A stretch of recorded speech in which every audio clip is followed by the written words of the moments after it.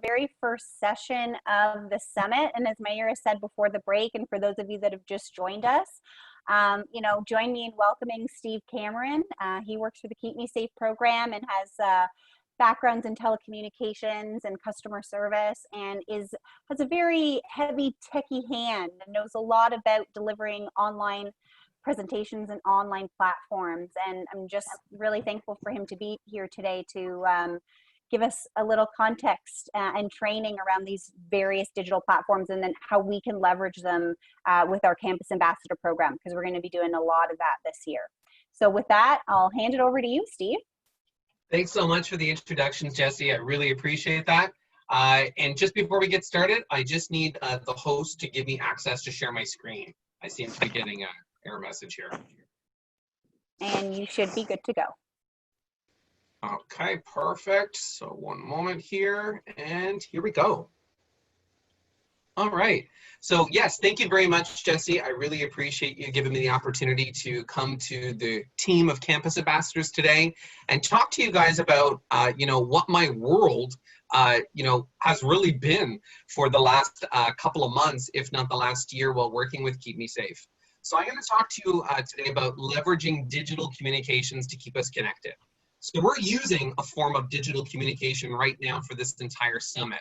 We're of course using the Zoom platform, but there's a number of different platforms, and I'm going to try to break down some of the confusion amongst which platform to use, and then I'm also going to give you some tips and tricks on how to use the platform and how I use the platform in my day-to-day work life.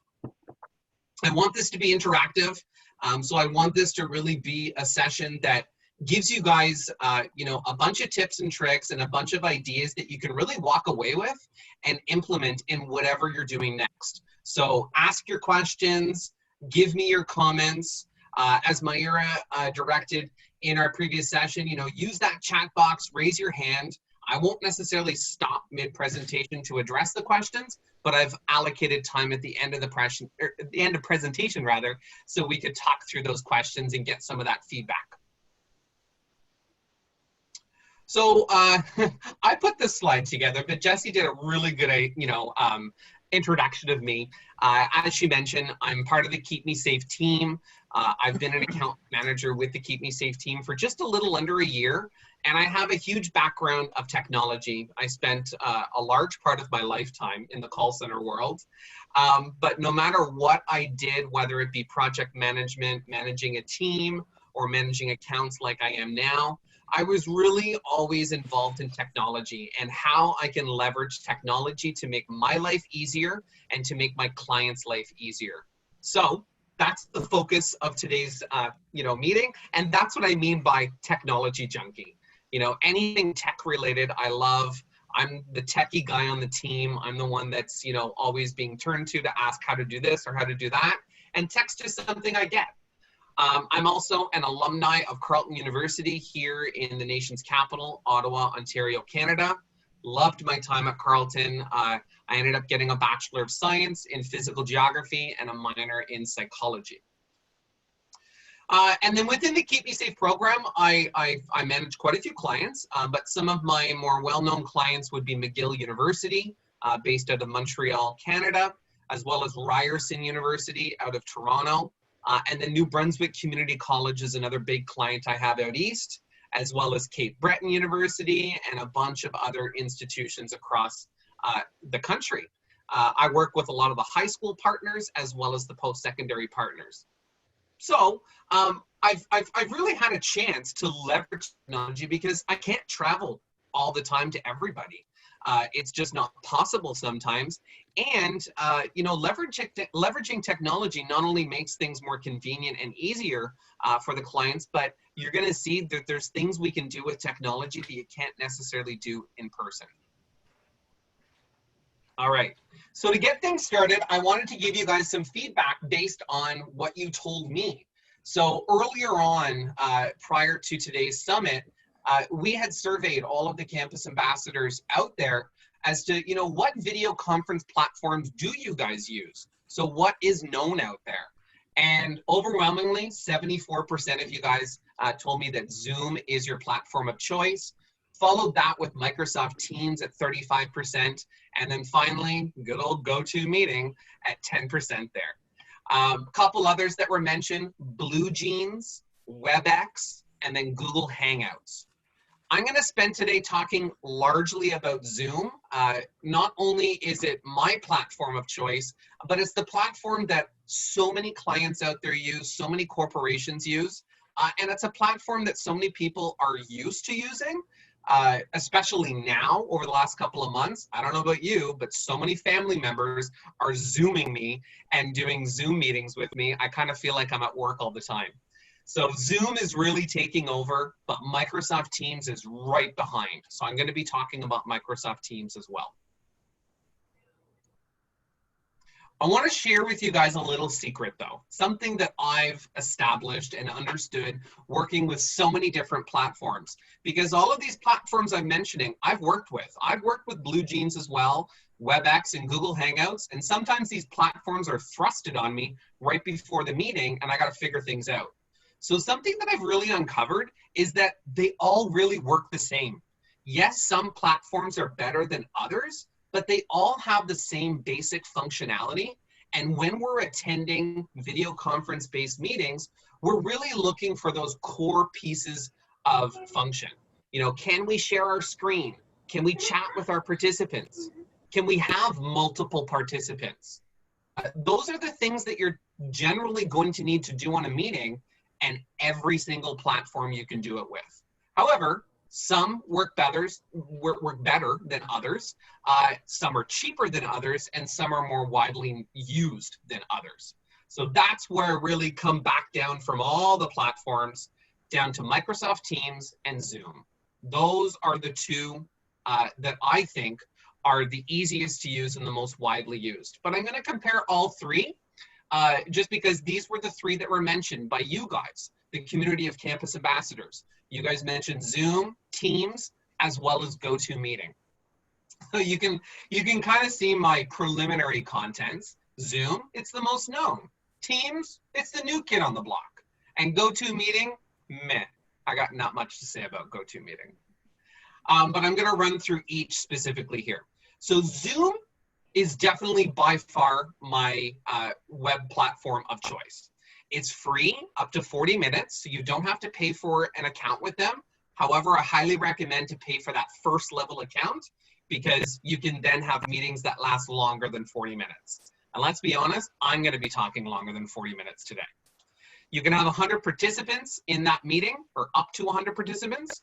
It's extremely user-friendly to use. Like I said, it's the most widely known. A lot of the clients that you're going to be working with use Zoom.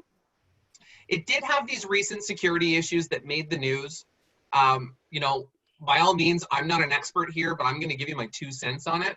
I think the security issues were really caused because a lot more people started using Zoom and they just didn't know what they were doing. And there might have been some ways that Zoom was set up that just didn't work that well for such a large influx of public to start using it. So they immediately locked down the meetings. They removed the meeting ID from the window. So they did things right away to secure things back up to a really robust video conference platform. So I personally don't have any issues with Zoom. You may have some clients out there, some colleagues that don't want to use Zoom just based on some of these recent security issues. Just do your homework on it. Zoom supports up to 1,000 participants with up to 49 videos on a single screen. They're the only platform that does that right now. Microsoft Teams will have that in very short order over the next month or so. You can save your meetings locally, so you can record your meetings like we're doing today, either locally on your computer or into the cloud, so it's easy to share. You can have automatic transcribing happening in the meeting, and then those transcripts can then be searchable afterwards for keywords. You can also edit them because, unfortunately, AI doesn't get everything right.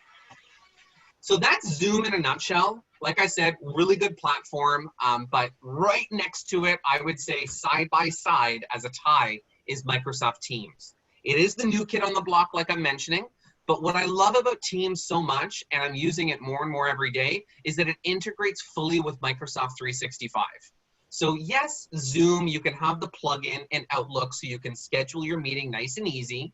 You can do the same thing with Teams, but Teams takes things to the next level. Teams is kind of a place where you can meet before the meeting and set up your meeting and, you know, put files in there and add different widgets. There's all sorts of things you can do in Teams, and then you can really have that as an environment to live in after your meeting too. So Teams really takes things to the next level. But as a video conference platform, just looking at that aspect, you can have up to 10,000 participants in a single meeting. You can schedule invites right from your Teams app or from Outlook. You can turn on auto captioning, which happens live, unlike Zoom. It's not rendered afterwards. It actually happens live in front of you. You can do backgrounds like I have right now, so virtual backgrounds. But the thing you can do with Teams is you can just blur your background so it just is blurred out and it's not the focal point, which can look really nice if you don't have a nice background like this set up. You can do screen sharing in Teams as well as in Zoom. You can record things, you have chat function, but the biggest thing about Teams is it's completely free. I don't know how long that's gonna last because way back when, Zoom was free. So right now Teams is free. You know, if you're working for a company, it's probably part of their Office 365 package. But if you're not working for a company, you can sign up to Microsoft Teams for free. Just open up Google, type in Microsoft Teams, go to the main website and sign up right there. It's very easy to do. All right, finally, GoToMeeting. I don't have a lot to say about this platform because I don't like it very much. It's a platform that people used to use a lot back in the day, if I think 10, 15 years ago. GoToMeeting, GoToWebinar, GoToTraining, the whole suite of GoTo products was the go-to product to use. You can have up to 3,000 participants with an enterprise level membership, very pricey. The basic plan, very pricey, provides only 100 participants. So there is no free plan with GoToMeeting. You can integrate with Outlook with various plugins. You can do screen sharing, recording. It has chat function. It has the polls like you saw today on Zoom. It has those embedded within, but it does cost something monthly. So it's not my favorite, and you're not going to see a lot of people use it. But like I said before, they're all really the same at the end of the day. They all have commonalities between them. They all provide screen sharing. They all provide ways to get the job done. One is free. The others cost something, and two of them are most widely used. So for me, Zoom and Teams are side by side as my top two platforms.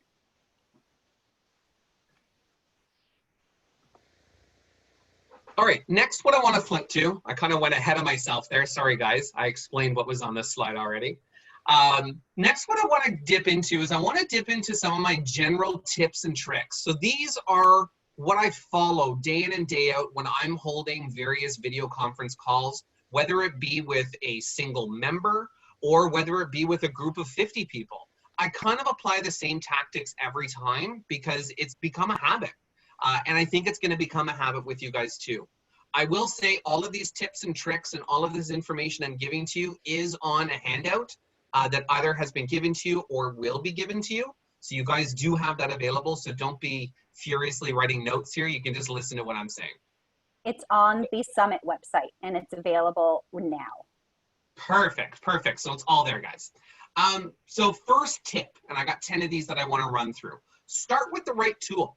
You know, be comfortable with your video conferencing platform of choice. I let you in on that secret that they're really all the same at the end of the day. So as much as I want to use Zoom for everything, sometimes I have clients that want to use Teams, or I have clients that want to use Google Hangouts. And it's okay to pivot to that, but just be comfortable with that video conferencing platform. Log in, try it out for the first time, download the app on your computer, download the app on your tablet or smartphone, and be comfortable with how they work so that you're not figuring things out right there from the get-go. Now, if you do get thrusted into a situation like I was with Google Hangout, figure it out as you go, but just keep things really simple. Don't try to complicate things and do polls and share your screen. Just share your video, share your audio, and talk if you're thrusted in this situation. That's my advice to you.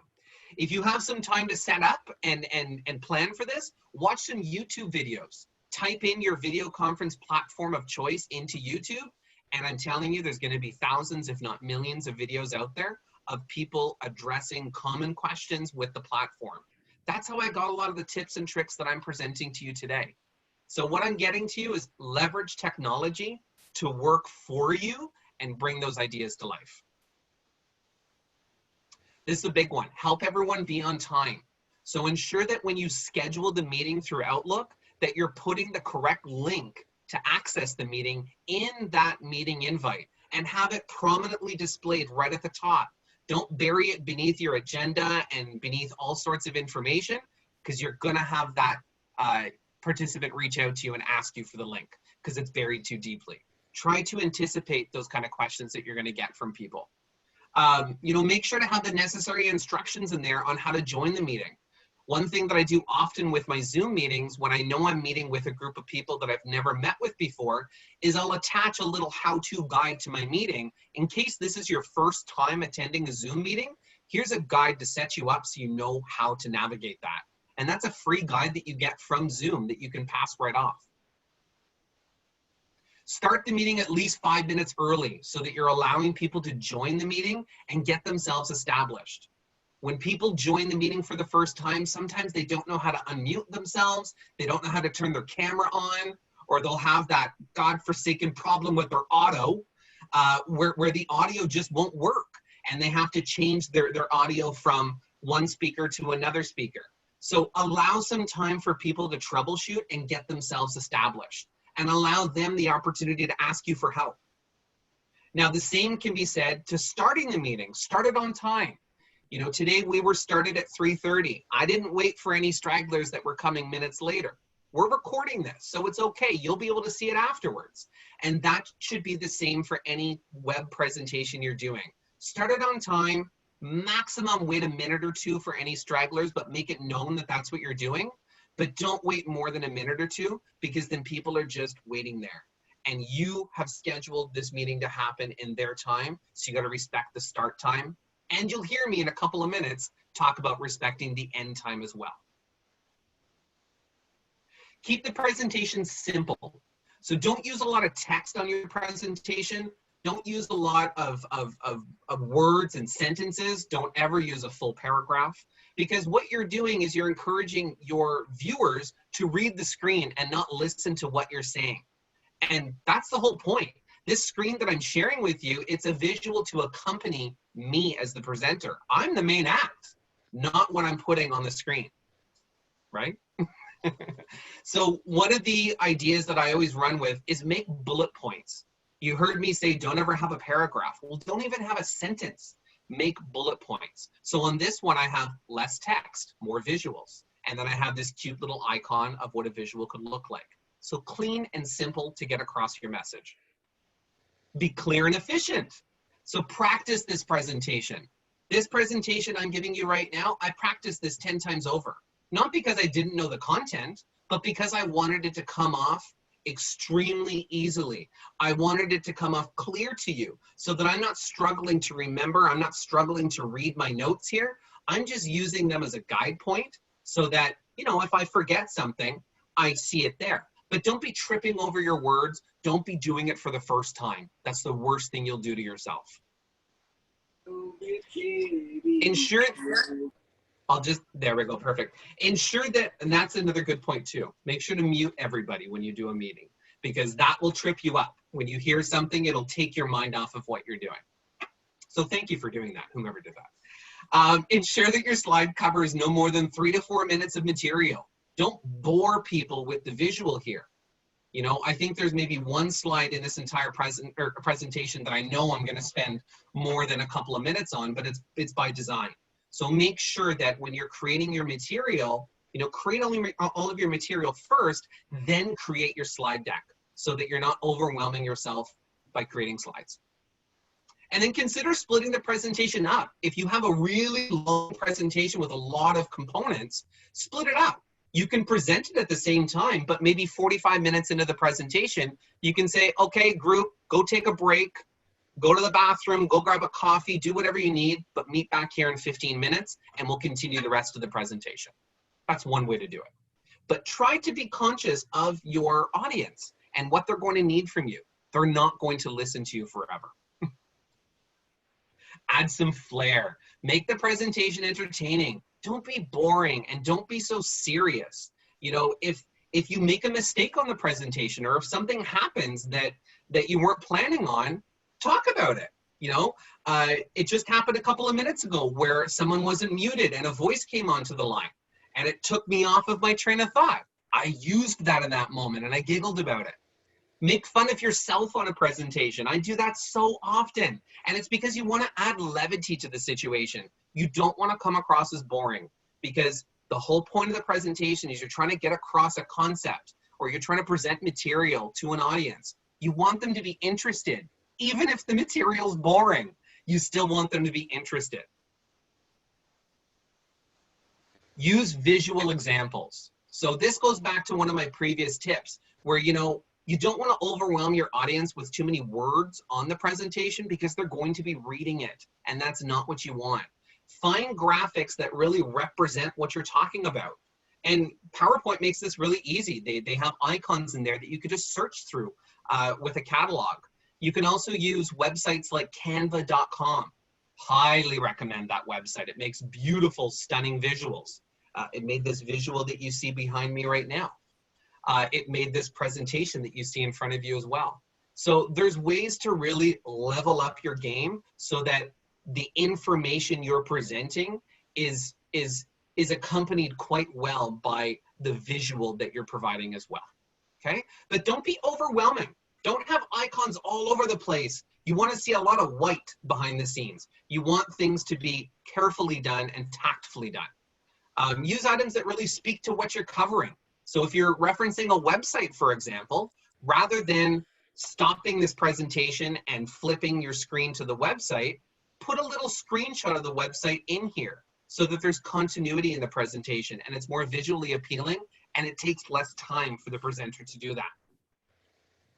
If you want to use a video in your presentation, nowadays you can use a lot of different multimedia in your presentation, and I think that's a great thing to do. But keep that video very short, minute, maybe 2 minutes at the most, because you don't want that video to take over your presentation. You're the presenter, so whatever concepts you're trying to present, it should be you presenting them. If you have a video that is good, that accompanies the material, show it, but if it's longer than a minute or two, then put it as an extra resource afterwards, kind of like my handout is today, okay? This is a really big one. Encourage conversation. You want everyone to be able to communicate. Every video conference platform that I talked about today, be it Zoom, Teams, or GoToMeeting, it has a chat box that's associated to the meeting that you can use every single time. Encourage everyone to chat their comments in that chat box. Encourage everyone to ask their questions in there. Encourage people to raise their hands so that you know that they have something to add to whatever you're talking about. Or you can do what I've done today, which is allocate time for those questions, allocate time for that feedback towards the end of the meeting, but remember that you've done that and remember that you've scheduled only so much time with the group of people. You can also ask during the presentation for feedback, and you can call out members of your audience during your presentation. That one I would be very careful with. You know, in a presentation like today, I'm not going to call out members because there's too many of you there. But if I had a presentation when maybe 5 or 8 people are in the room and I haven't heard from 1 or 2 of those people, I'll call them out in the presentation. Just ask them, hey, I would really love to hear your thoughts on this. What do you think about X? Or what do you think about Y? Or what's your feedback so far? There's all sorts of different ways that you can pull someone into the spotlight and get their ideas on it. But use that tactic very carefully because you don't want to embarrass someone. So sometimes it's as easy as just asking, hey, does anybody have any feedback? What does everyone think about that I just presented? And then give a good 15 to 20 seconds to see if you're going to get any uptake on that question. If you don't, that's when you can maybe flip to asking some people in the audience. But be very careful with that. Stay organized. So the worst thing you can do is go into a presentation with no clear agenda laid out. You know, in today's presentation, if I flip all the way back to that first slide, I had it there right away. This is what we're talking about today. That's so you know what we're talking about today, but that's also so I'm staying on track and I'm not adding extra agenda items to today's conversation because I've worked everything out so it's going to work in a certain time. So keep yourself very organized so that you're not having to flip between things and you're not confusing yourself, kind of like I'm doing right now, flipping back and forth between slides. Be very cautious of adding any action steps during the course of your presentation. Of course, be open to it because sometimes you need to do that, but plan for that. You know, in today's presentation, I've planned for questions and feedback at the end, and I have a slide asking for that. That's to remind me to ask for it, but it's also to let you guys know that's where I'm looking to get the feedback. So try to really plan out that agenda prior to the meeting and give yourself some flexibility so you can move some things around if you need to. This is a big one. Leave time for questions. Earlier on, when I was presenting often, I would always present and then there would be maybe a minute or two for questions. That doesn't work because what you end up doing is you present all of your material. You've now captured everyone's attention. Now's the time when they're thinking of their questions and they're ready and able to share that with you. But if you've only left them a minute to do that, of all I know, they have a meeting coming up in 1 minute and they're not going to be able to stick around with me and start to ask some of those questions. And then when I reach out by email afterwards asking for that feedback, I may not get that same level of feedback that I got from them. Or had I got that from them in that moment of the meeting. So I try to use the 3/4 rule of thumb. So in today's meeting, I've booked an hour so that I have about 45 minutes worth of content and 15 minutes left for questions and feedback. Now that's not to say that you're always going to use the full breadth of what you've set aside, but structure things so that you have the ability to do that. And hey, if you end up ending the meeting early, then you can use what I say all the time. And I tell my clients, I'm giving you back 15 minutes of your life. Remember that. The other thing I want to say just before I flip to the next slide is don't let questions become repetitive either. You do need to add in a certain level of moderation when it comes to a group asking questions. You want to ensure that the questions are going down the right path. And if you see a repetition in the questions, then what you can do is you can always choose to follow up afterwards with some additional information and maybe schedule a breakout session so we can talk more about this subject that we're now talking and we're really drilling in deep with. Okay, so moderate that meeting with purpose, moderate the meeting with authority. Everyone is joining the meeting looking to you as the content expert, so you can certainly moderate the meeting with that in mind. Another big one, end the meeting on time. People's lives are extremely busy. When I'm meeting with some clients, I know that they have back-to-back meetings and I'm only one of their 8 hours that day. So if I don't start my meeting on time, if I don't adhere to my agenda throughout the meeting, and if I don't end the presentation on time, I run the risk of not getting across all of the concepts I wanted to get across. And I also run the risk of upsetting my client or upsetting my colleague because I'm not respecting their schedule. So if the meeting is running into overtime, you can tell the participants that they can always connect with you after the presentation to continue this discussion. You can let others leave and you can stay in the room for those that want to stay.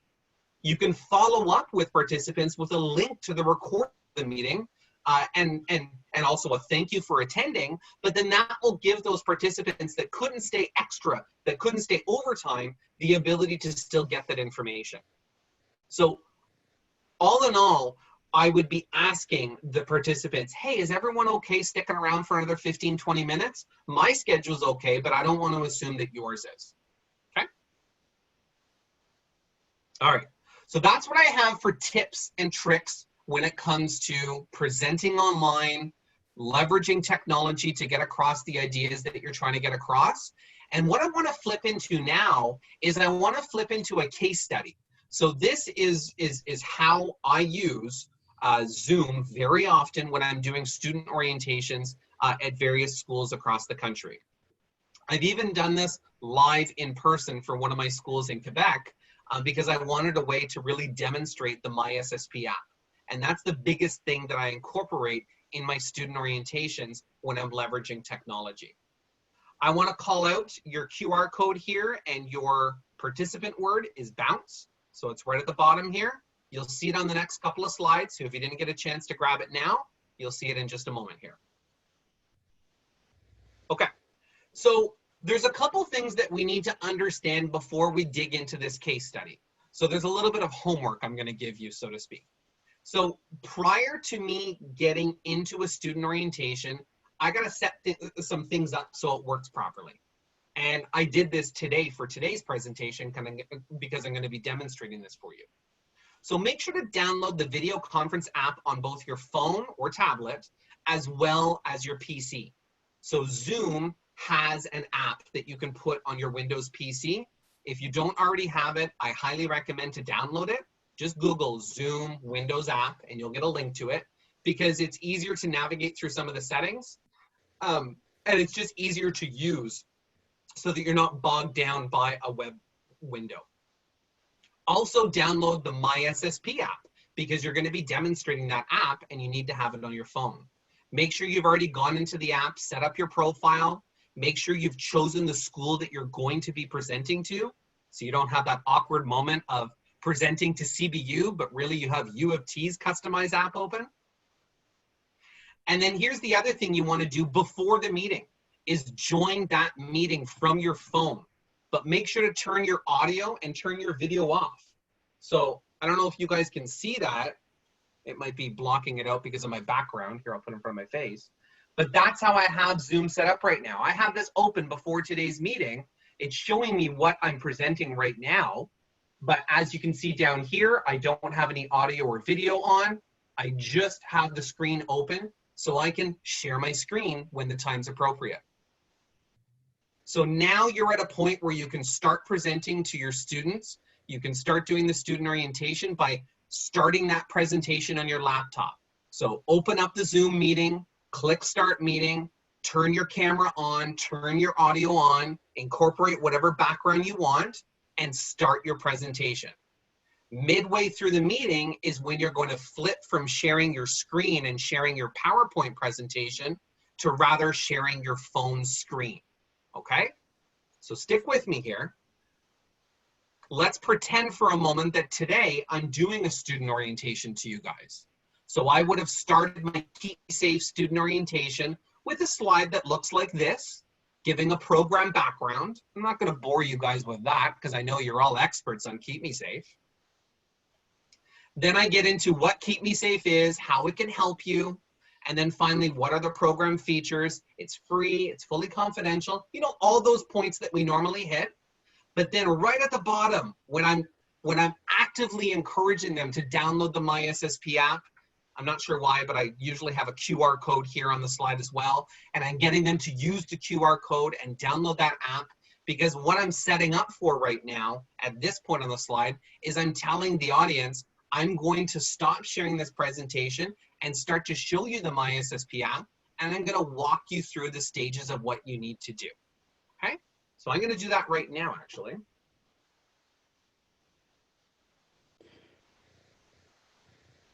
So there we go. I'm sharing my cell phone screen. You guys should see that now. That, by the way, is a beautiful sunset in my backyard. And I'm going to open up the MySSP app. So I had already gone into the MySSP app and set it up to work as Cape Breton University. I did that on purpose because Cape Breton University not only is one of my clients, but it's one of my clients that have customized the app experience. And that's something new that we just did in the last month with them.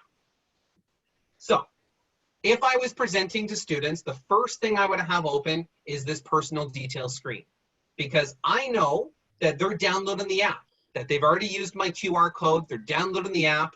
I've encouraged them to download it through their App Store or their Google Play Store. And I tell them that as soon as you download the app, it's going to ask you to enter in your personal details. And I give them a moment to understand that, you know, it needs your name, your first name, your last name, the country, and then finally your school. And I type the school in with them. So I'm going to pretend that I'm presenting to CBU for you guys. And I know some of you guys are from CBU.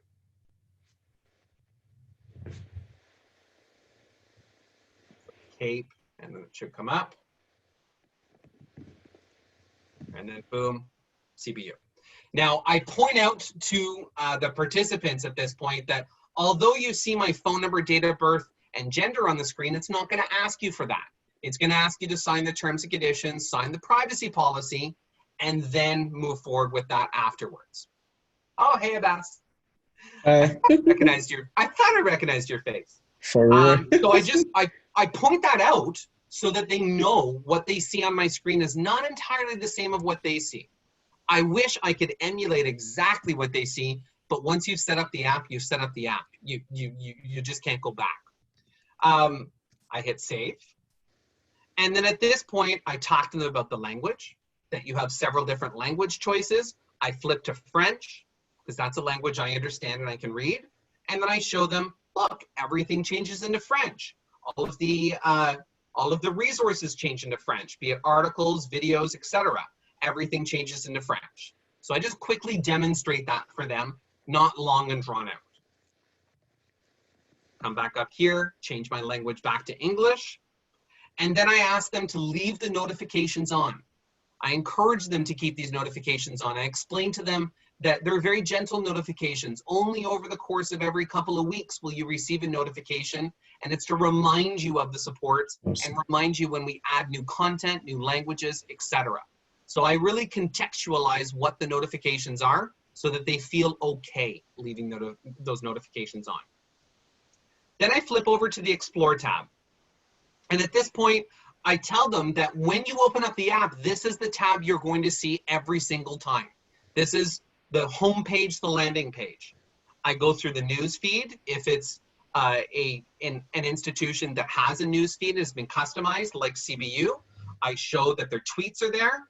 I would point out this big bulletin message as well, and that you can click the X to remove it. And then I would quickly go through the categories, and I would show them that we have different categories of content ranging from COVID-19 all the way to relationships. But then I would show them in the search how you can look for things just based on keywords. And I would try out a keyword like anxiety, if I can spell correctly. And then boom, I show them there's all the articles that appear with the word anxiety in there. Okay. Finally, I show them the assessments, and I go over this quickly because this is a new feature, and I make sure that they understand what these features are. And then I should say, finally, I go through the contact page and explain and demo just how easy it is for them to call in to Keep Me Safe right here, or to chat in with Keep Me Safe right here. So I don't necessarily demo the phone. I just show them all the different phone numbers, and then if I click on it, it wants to open up a phone call. And I run through the what to expect at this point. You know, that this is what's going to happen when you phone in. You're going to hit a few automated menus, then you're going to be speaking to someone, et cetera, et cetera, et cetera. So that what to expect slide, I incorporate right here just verbally by showing them on the phone. Then I flip back and I demo chat. Now, when you're demoing chat, you're going to have all green check marks there, more than likely. So I normally call that out and explain that when you enter chat for the first time, you're going to have red X's because you need to read the chat description, read the privacy agreement, and then finally enter in those last few personal details, your phone, date of birth, and gender.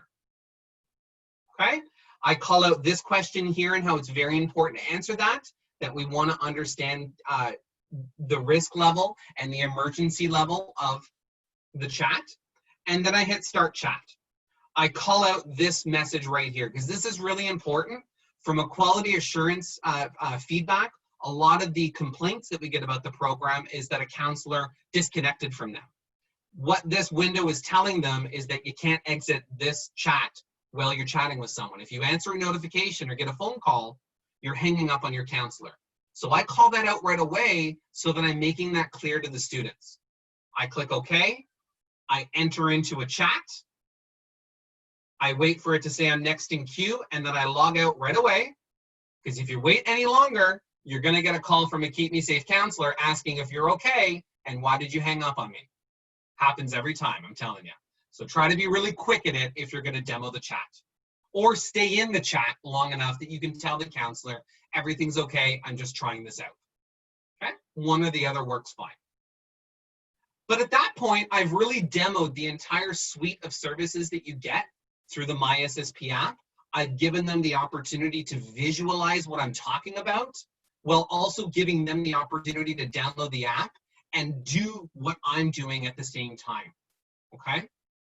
At this point, I come back to Zoom and I share back my screen so that I can finish up my presentation. So at this point, do you guys have any questions, any feedback, any comments? I'd love to hear it.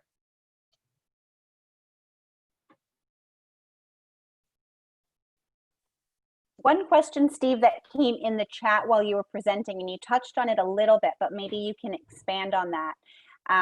What happens in a situation where you're presenting on a particular topic and the questions that come out of it lead to additional presentations or meetings on other topics that are kind of tangential to what you had intended that meeting to be? Absolutely, that's an excellent question. So that kind of gets back to this slide here, where you really want to stay organized.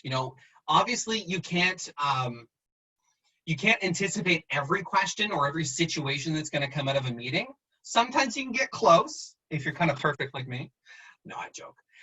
But sometimes you just can't anticipate those things. So have a clear understanding in your mind of what time, what bandwidth you have available in a meeting to kind of go off on some of these tangential subjects, but be conscious of the fact that you only have so much time, and it might be more advantageous to say, listen, that's really good feedback. That kind of leads us down a bit of a different conversation and needs a bit more time to kind of dig through and uncover. So let's schedule another time together. And while we're all here today, how does next Thursday sound? Is everyone available next Thursday at 2? Let's continue the conversation then. So that's how I would apply that tactic in that moment, because I don't want to allow someone to take over the meeting and to kind of send the meeting down a different path, because then you lose control over the meeting. You're not moderating anymore. And how can you keep things, on time? How can you keep things organized if you're not the one in control anymore? And Hassan's got a question with his hand raised. Go ahead, Hassan.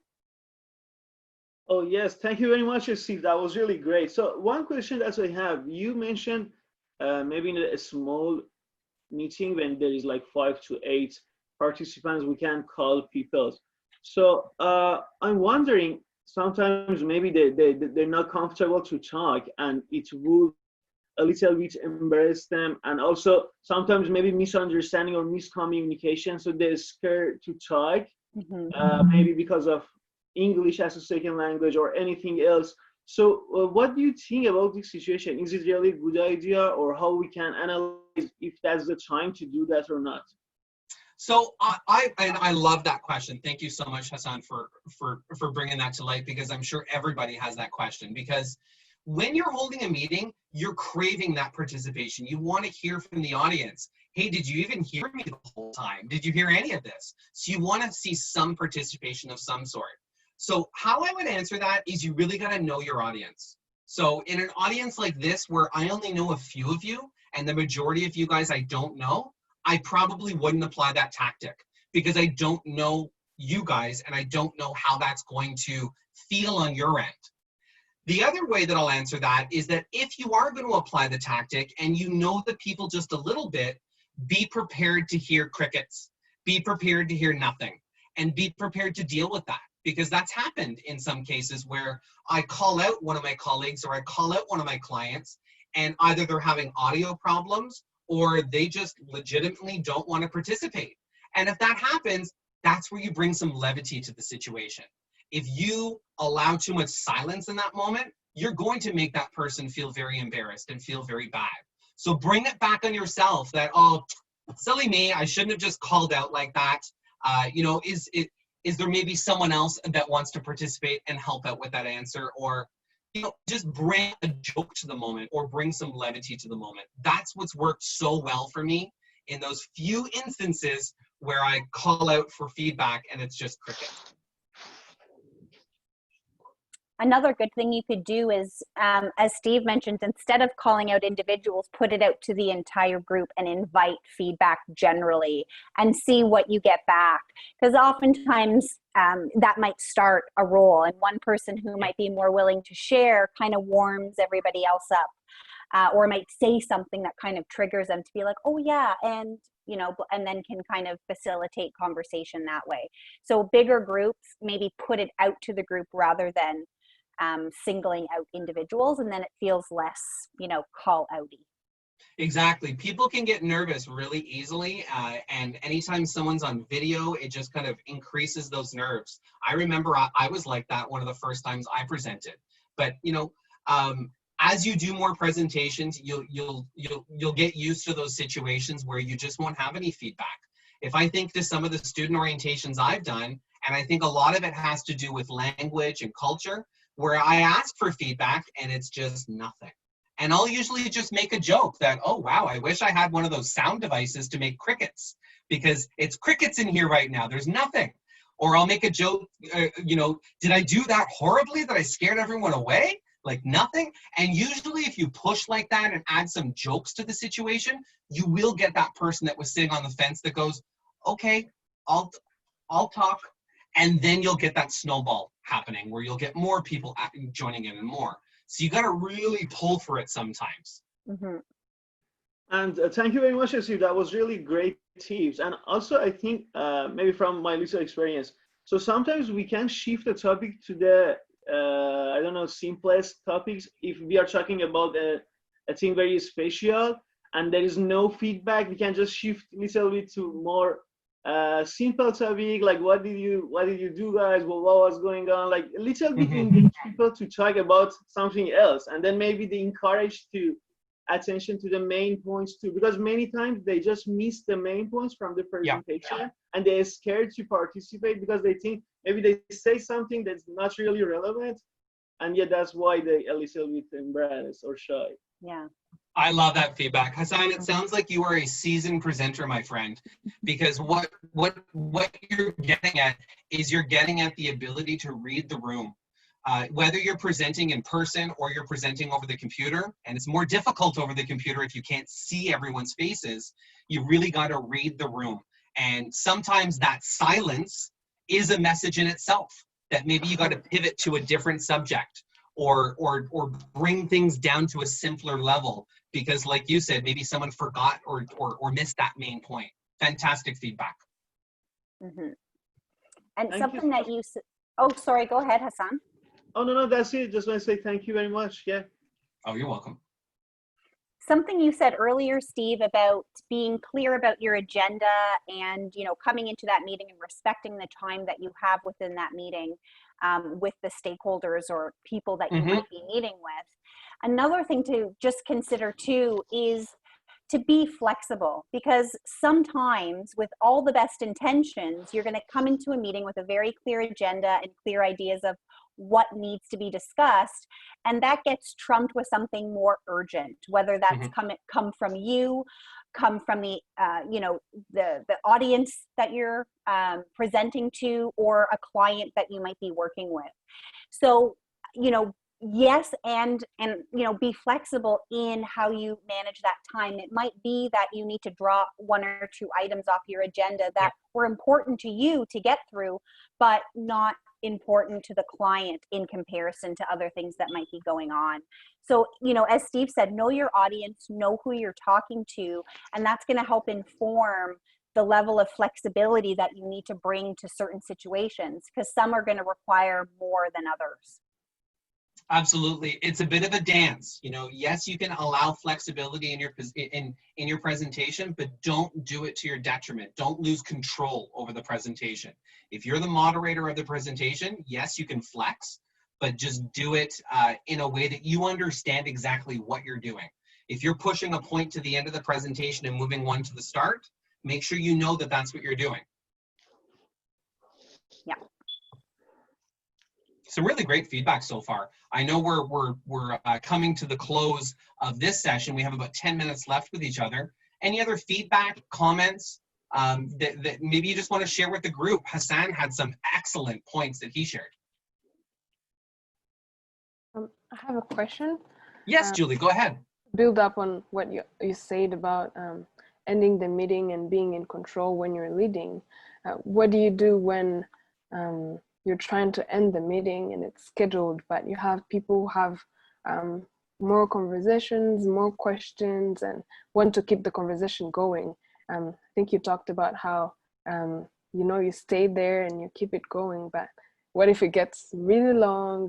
What do you do in that situation? Fantastic question. I mean, that does happen sometimes. In a lot of ways, that's a problem I would love to have, because that means you have a lot of engagement. That means you have the ears of the people that you were meeting with. So one of the things that I do to prepare properly for a meeting is try not to stack too many meetings back to back. Because if you're presenting a meeting, you have to anticipate, because it goes back to anticipating those things, that you might go overtime.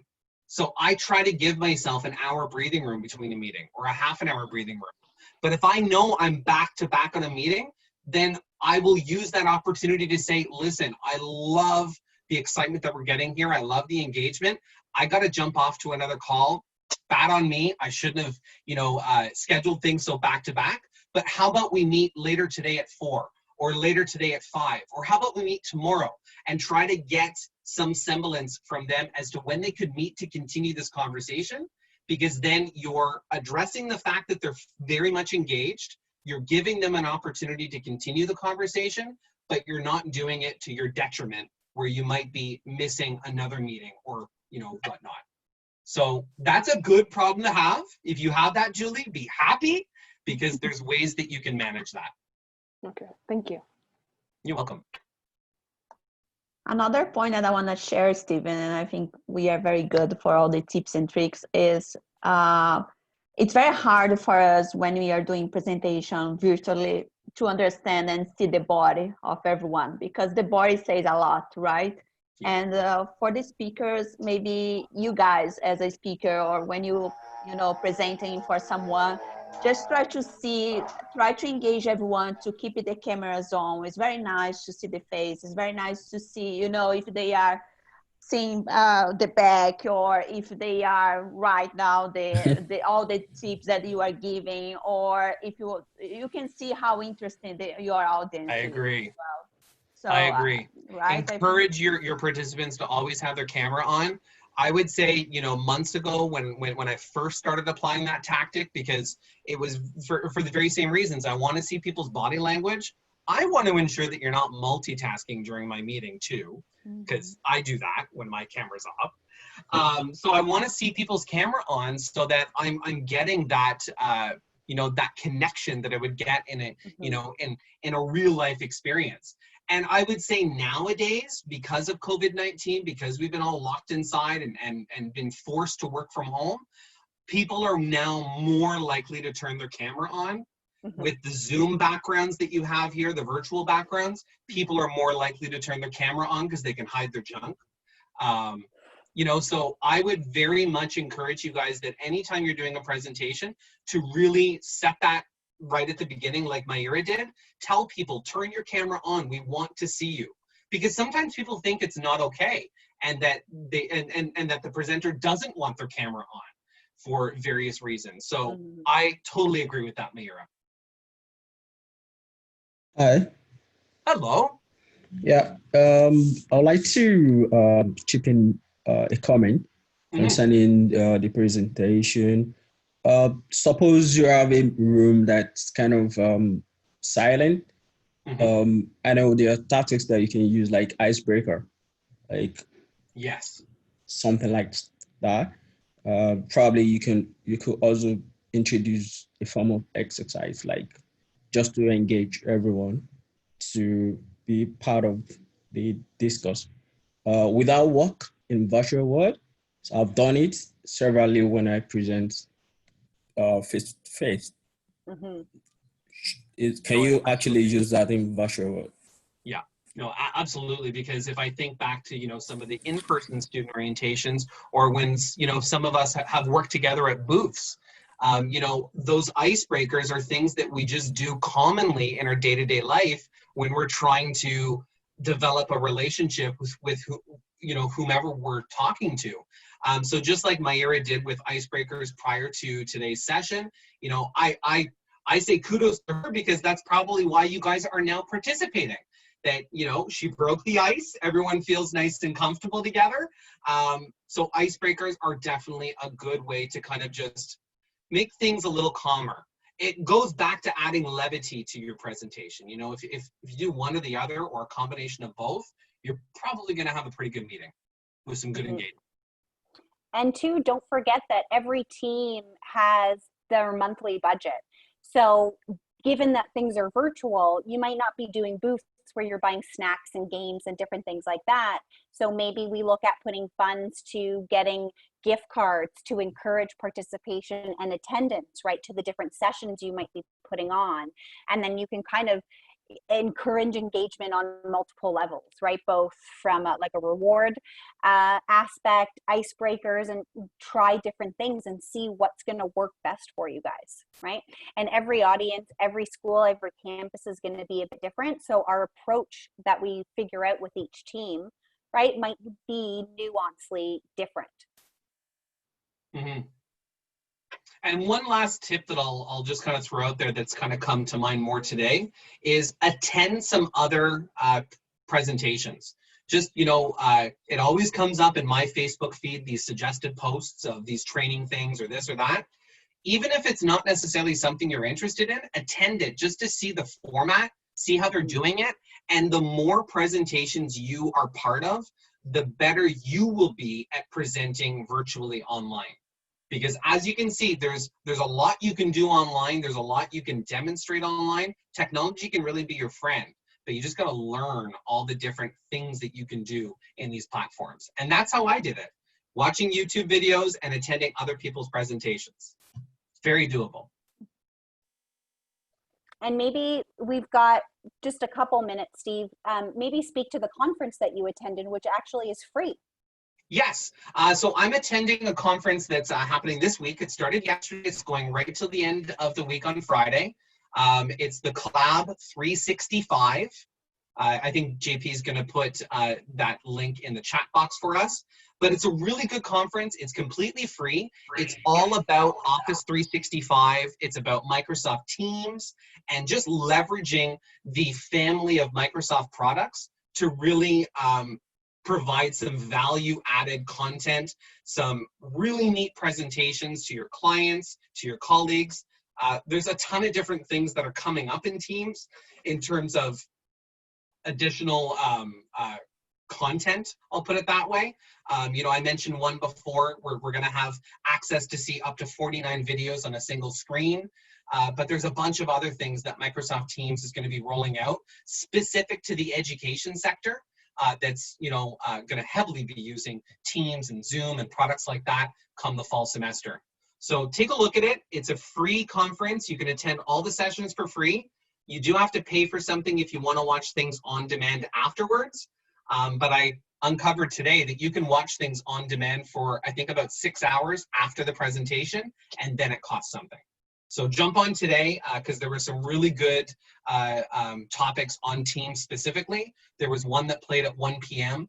on everything we're talking about today. And when I was listening to him, I'm like, yeah, I got that in mind. I got that in mind. I got that in mind. So it was a really good presentation, but he also brought forth some other things that I wasn't aware of, some other widgets and things that you can do in a Teams presentation using Whiteboard and using all sorts of other apps and stuff. Highly, highly recommend it, guys.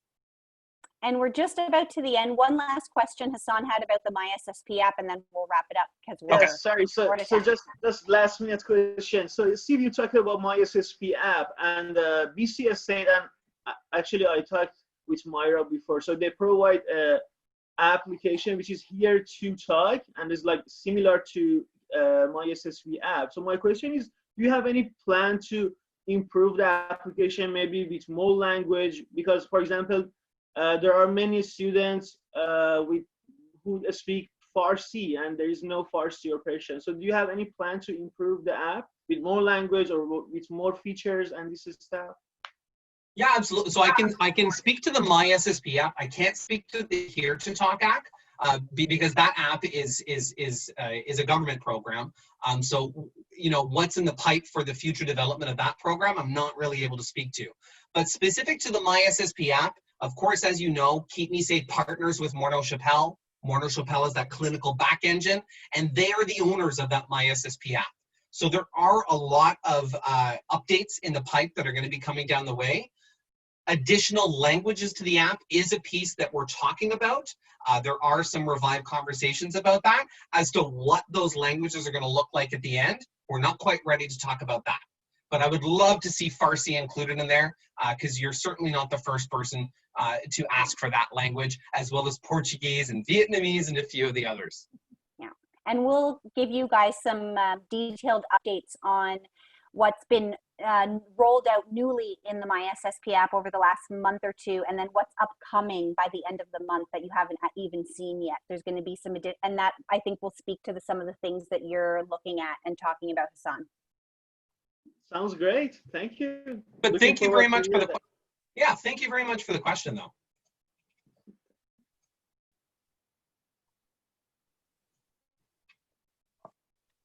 So thank you, Stephen. It was very good. Who wanted to try these tips and tricks next time? Right on. See your hands. Definitely.